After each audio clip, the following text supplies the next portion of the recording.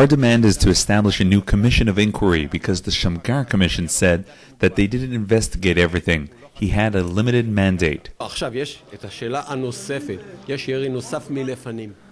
an additional question. There was an additional shot fired from the front that was not fired by Yigal Amir, not in the chest, rather on the left 7 centimeters below, 7 centimeters from above the belt. Who fired that shot?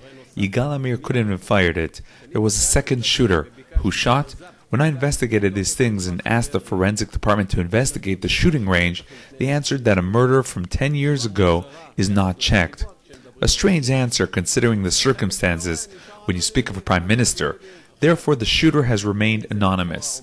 To this day, we don't know who it is. Now, is the lethal shot the one from behind or the one from front? If both bullets hit the lungs and the chest and the area of the heart, then I think the one fired from behind is more lethal. Who shot from the front? I have no idea. אם שני הכדורים, אחד מהם בריאות ובחזה ובאזור הלב, אני חושב שהמאחור יותר קטלני. מי ירה מלפנים? אין לי מושג. הרצח היה במכונית, יש כתם דם. The murder took place in the car. There's a big blood stain.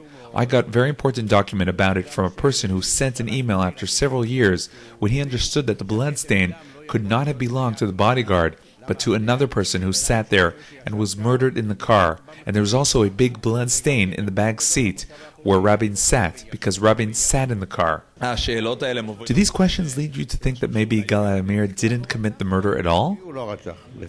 I think that he didn't murder. I believe that Yigal Amir fired blanks because it was a plot by the ISA, the Shabak. Everyone in the ISA knew. Why didn't they shoot Amir? A man fires 3 shots and no one shoots him? Everyone knew it was blanks, and that's why they yelled, "These are blanks, don't touch him." Leah Rabin asked for an inquiry commission along with her children Dalia and Yuval in 1999 when Barak was prime minister, and the government decided not to establish a commission. I spoke to the daughter Dalia Rabin several times. She also let me photograph her father's car, but then she told me something very important. I'm threatened. Don't call me, because they're likely tapping my phone. Yigal Amir is threatened. If you've ever spoken to him, you should take into account that he's probably under threat. I spoke with his brother Chagai. I spoke with his son Yuval Rabin, and I have a recorded conversation with him. They all know that the murder was in the car, and it's infuriating because they never solved the mystery of who the murderer is. The murderer was killed that same night. They buried him at 3 o'clock a.m.